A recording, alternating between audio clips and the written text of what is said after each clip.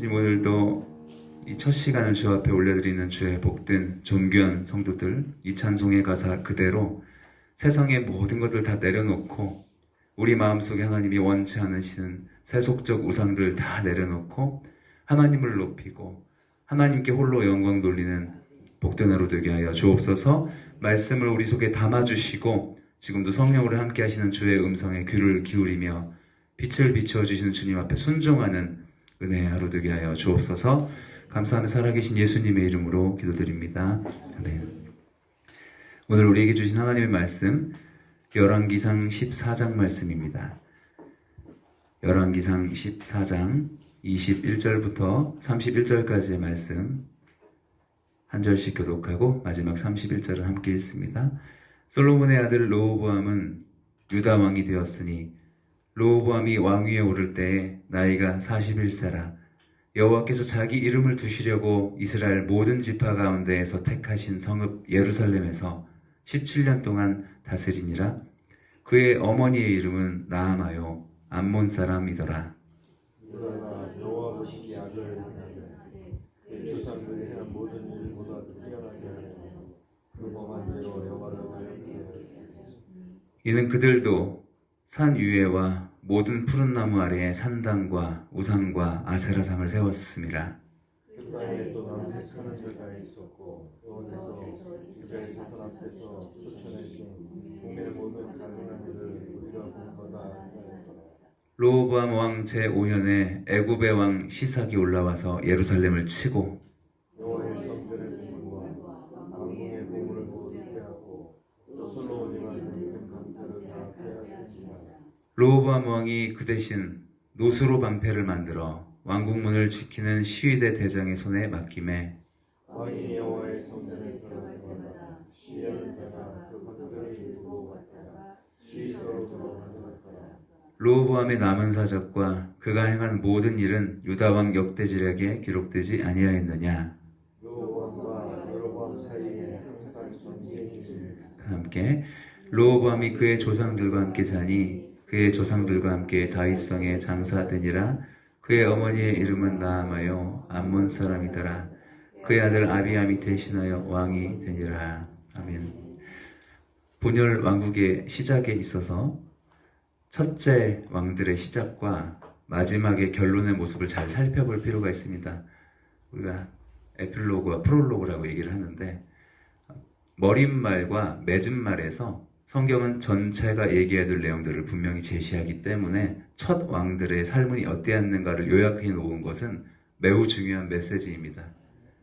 주일 여로보암의 시대로 요약되는 시대상을 보았습니다. 우리는 사건이 아니라 시대상을 보았어요. 다른 사람까지 죄를 범하게 만드는 여로보암의 죄. 제 성경을 읽다가 제 마음속에 그냥 모든 흐름 속에서 이 여로보암은 어떤 실수였을까? 근데 성경이 계속 반복해서 다른 사람까지 죄를 범하게 만들었다는 죄가 중복되고 심지어는 어제 본문까지 중복이 되고 있습니다. 하나님이 이것을 그렇게 싫어하셨구나.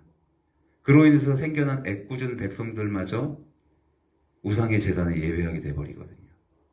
하나님께 죄를 짓게 되고만 스스로 죄를 짓는 것에 대해서는 회개하고 해결하면 되는데 하나님이 철저히 묻고 넘어가시는 부분은 다른 사람까지 악을 행하게 만드는 영향력을 미치는 것들. 자, 그러면 여로보암의 마지막이 어떻게 되었을까요? 비참한 결말을 맞이합니다. 그것이 어제의 내용이었어요. 14장 1절에서 20절의 내용은 우리가 오늘 읽진 않았지만 성경대로만 말씀을 드리겠습니다. 아들 아비야가 아팠어요. 여로보암의 아들. 그래서 여로보암이 아내를 시킵니다. 자기가 내 아내인 거 생각하지 이렇게 인 것처럼 하지 말고 속이고 아히야 선지자를 찾아가. 아히야 선지자가 누구냐면 자기에게 10지파의 왕이 될 거라고 예언했던 선지자. 눈속임을 하게 해요. 감추고 가.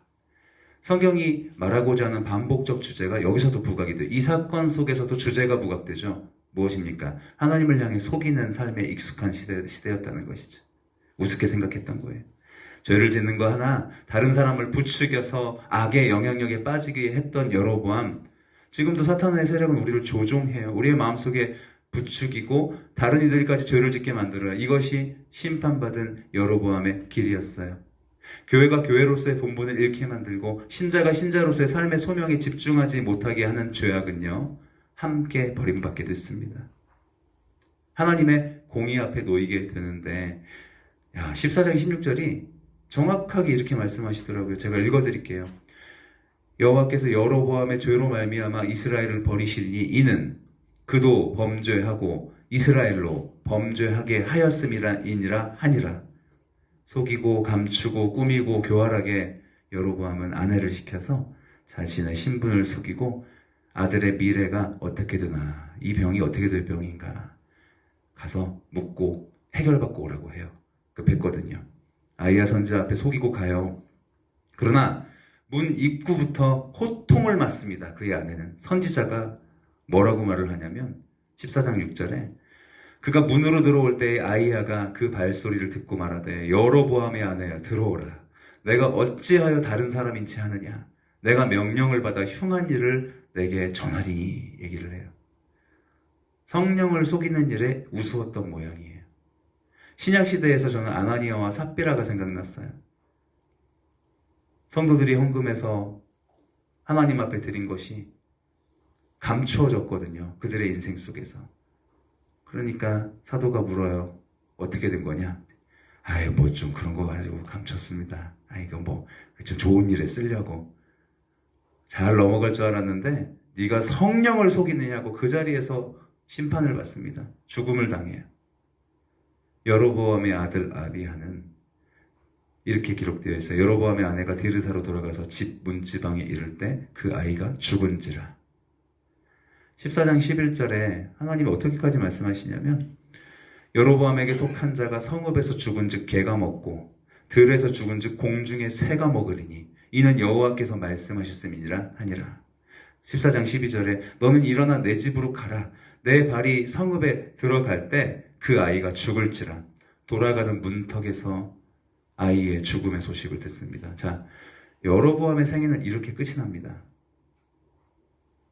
하나님은 제가 말씀을 읽다가 이렇게까지 하시는구나.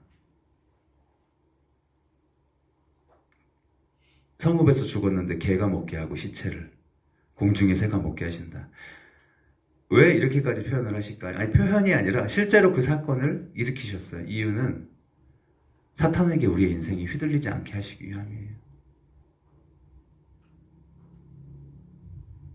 그래서 오늘 말씀을 통해서 두 가지의 교훈을 드리도록 할게요. 첫 번째, 깨끗한 마음으로 성령을 의지하고 하나님을 기대하라. 14장 22절의 말씀, 제가 일부러 어제 본문까지 연결했던 이유가 있습니다. 14장 22절에 오늘 본문에서 보시면 이제 르호보암 이야기가 시작되거든요. 오늘 그냥 한 문단으로 끝나버려요. 르호보암 이야기는 요약해서. 그러나 이것도 역시 프롤로그가 되는 거죠. 이스라엘의 첫 왕이 여로보암과 다를 바 없었다를 보여주고 있는데 14장 22절 유다가 여호와 보시기에 악을 행하되 그의 조상들이 행한 모든 일보다 뛰어나게 하여 그 범한 죄로 여호와를 노엽게 했으니 누구 때문에? 르호보암 때문에. 우리 인생을 향한 하나님의 선한 기대를 저버려서는 안 됩니다. 하나님은 여로보암의 인생을 기다리셨고 기대하셨습니다. 어제 본문에 쫙 그게 나와 있어요. 내가 너에게 열지파를 주었고 너를 통해서 이스라엘 백성이 예배자가 되기를 원했는데 너는 이렇게 다른 사람까지 죄를 범하는 짓을 지었구나. 그런데 여로보암은 끝까지 자기의 인생을 하나님보다 높이며 살았던 안타까운 영혼인데요. 어떻게 보면 새 속에 완전히 씌어서 성령의 음성에 귀를 기울이지 못하는 어두움에 벗어나지 못했던 인생이었죠. 근데 르호보암도 똑같았어요. 14장 22절의 내용은 바로 그 내용입니다. 자기만 죄를 지은 것이 아니라 이스라엘 백성들까지 아주 하이브리드로 하나님 앞에 악을 행하게 만들었던. 그런데 하나님 앞에 14장 21절이 보세요. 하나님께서 르호보암 왕을 향한 기대와 동시에 프롤로그가 들어가 있어요. 21절을 보시죠. 솔로몬의 아들 르호보암 유다 왕이 되었으니 르호보암이 왕이 오를 때 나이가 41세라 여호와께서 자기 이름을 두시려고 이스라엘 모든 지파 가운데 택하신 성읍 예루살렘에서 17년 동안 다스리니라. 그의 어머니의 이름은 나아마요 암몬 사람이었더라. 자, 이 한 문장이 프롤로그예요. 솔로몬의 아내 1000명, 그쵸? 그런데 암몬 사람을 이렇게 취했다는 것이 성경적 프롤로그죠. 그래서 우리는 그 영향력이 결국은 한평생을 영향력을 받고 대를 이어서 살았던 그의 인생 때문에 온 유다 백성이 하나님 앞에 이렇게 악을 행해버렸다. 그래서 오늘의 교훈을 통해서 우리가 정말 깨끗한 마음으로 성령을 의지하고 하나님을 기대하며 살아가는 것이 얼마나 중요한가. 이 두 가지가 다 중요한 것 같아요.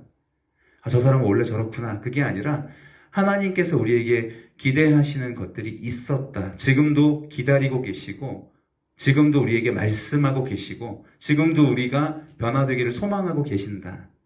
그 성령의 음성을 듣는 이 아침이 되시기를 바랍니다. 두 번째 교훈이 있어요. 인간적 계략이 아니라 거룩한 순종에 익숙하게 거듭나야 된다. 우리는 무엇에 익숙합니까?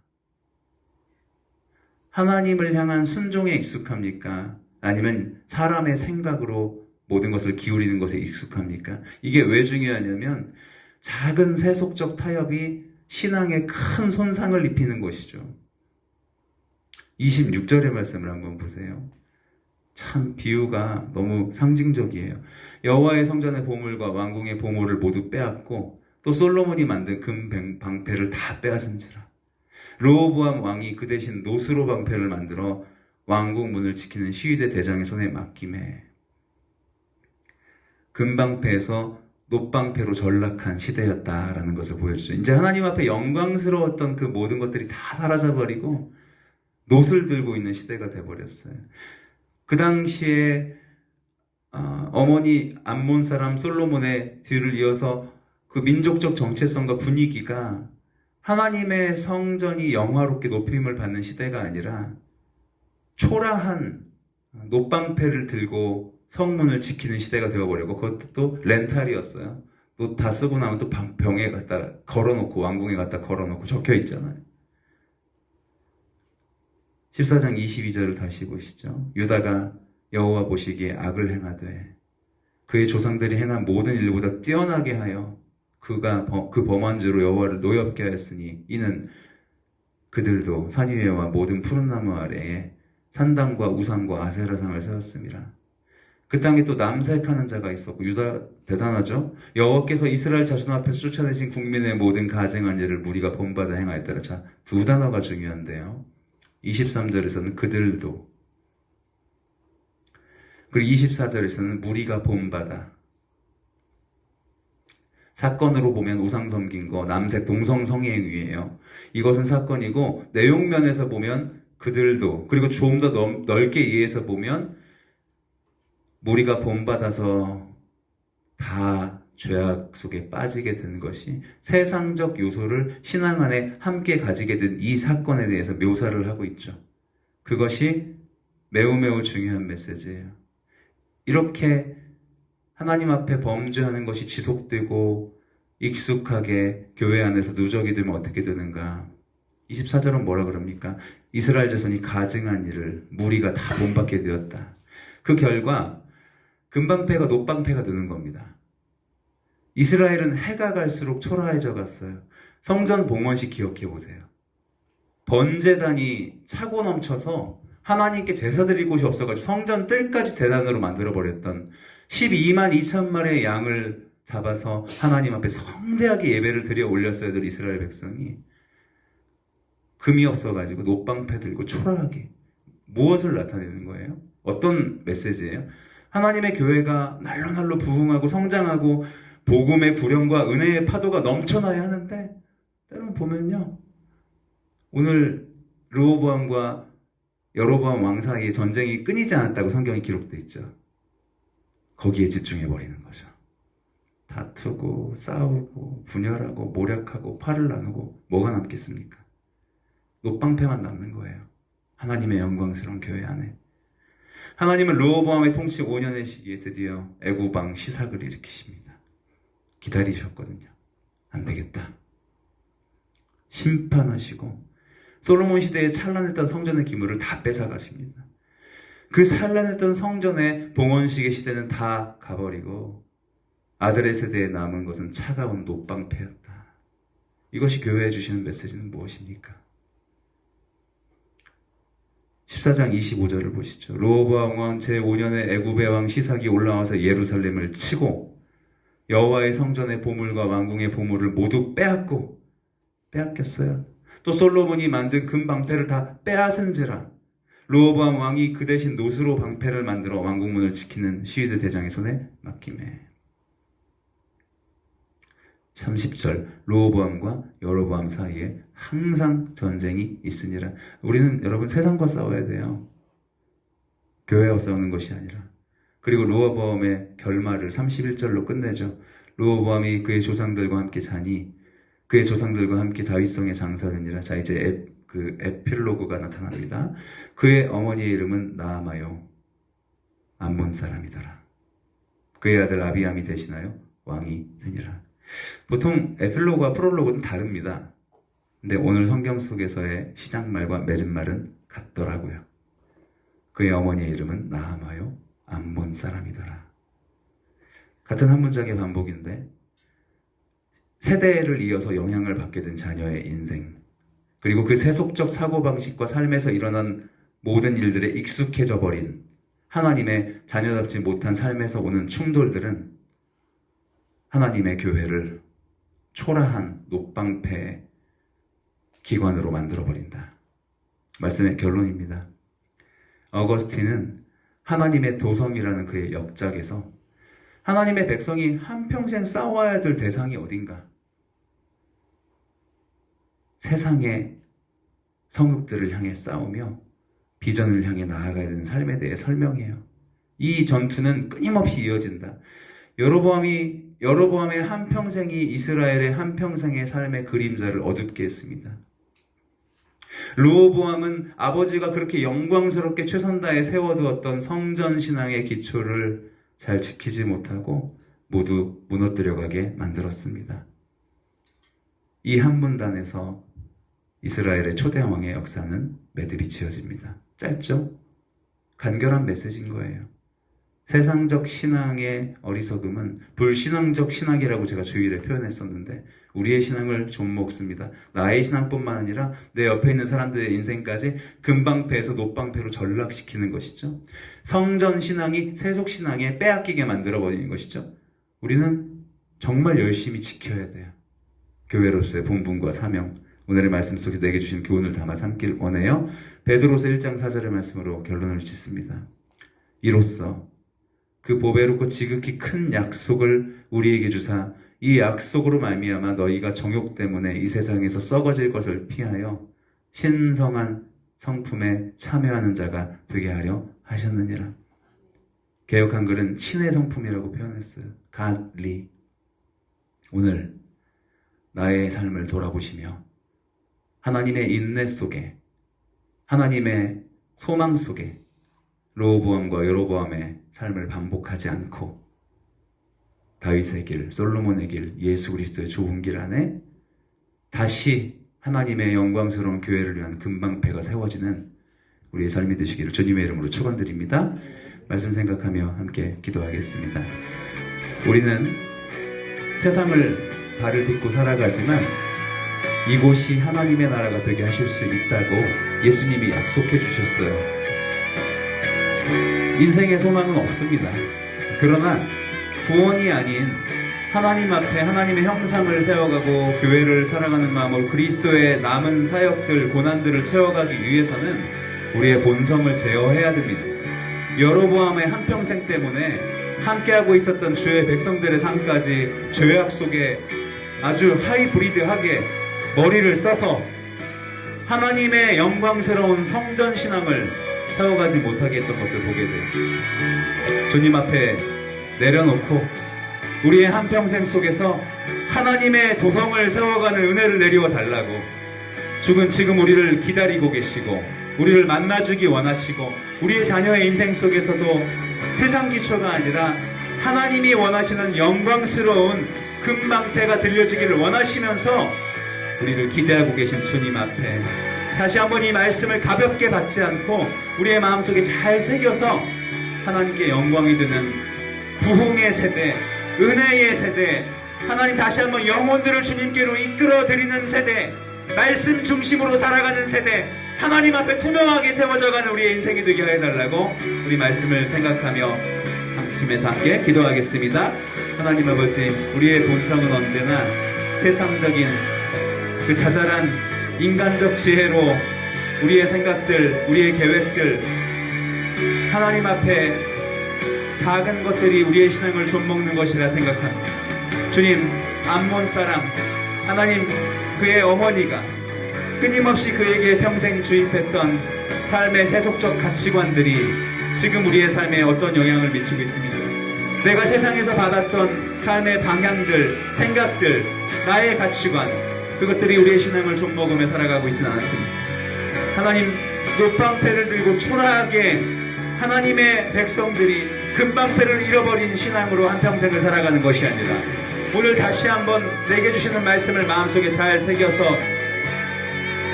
세상에서 썩어질 것을 피하게 하여 주시옵소서.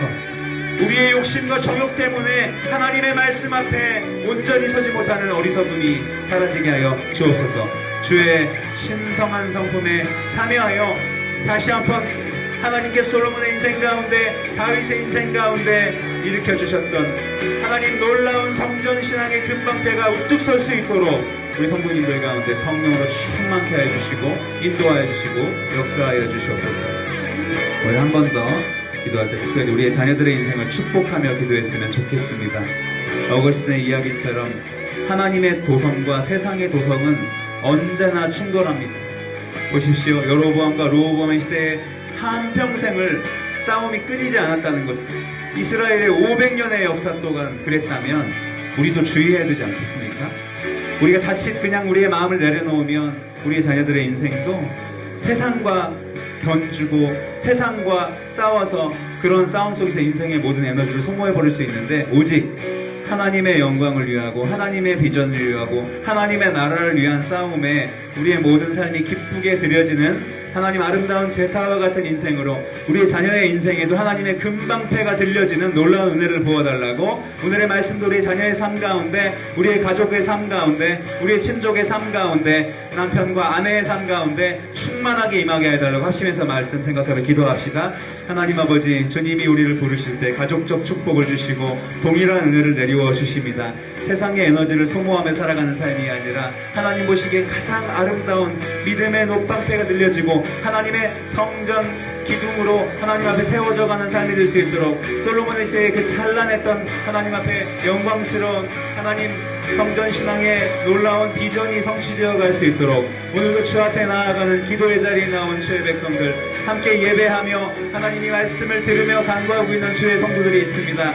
그 찬란한 주님 앞에 금방패의 놀라운 인생이 세워질 수 있도록 성령님 은혜를 베풀어 주시옵소서. 이스라엘의 한평생의 삶 속에 우리가 대적하여 싸워야 될 것이 하나님 이 세상의 악한 자들과 하나님 끊임없이 맞서 싸우며 하나님 앞에 영광 돌리는 삶이 되게 하실 것을 기대합니다. 오늘 성령님 우리의 심령 가운데 임하여 주셔서 주님을 듣게 해주시고 주의 음성이 우리의 심령 속에 아름답게 새겨지게 해주셔서 우리의 마음이 하나님 보시기에 흐뭇하게 해드리는 우리의 모든 생각들이 하나님께 영광이 되는 우리의 자녀들의 삶마저 하나님 앞에 어느 곳에 있든지 무엇을 하든지 하나님의 나라와 의를 구하며 이 모든 것들을 더하시는 주님을 간증하는 열매가 맺혀질 수 있도록 성령님 은혜를 베풀어 주시고 강건하게 하시고 붙잡아 주시고 보호해 주시고 이끌어 주옵소서. 오늘도 간구하며 주의 전에 나왔사오니 하나님 이곳에 있지는 않더라도 성령님 찾아가 주시고 안수하여 주시고 주의 놀라운 능력 가운데 그들의 인생이 주님과 손잡고 일어날 수 있는 새 힘을 허락하여 주옵소서.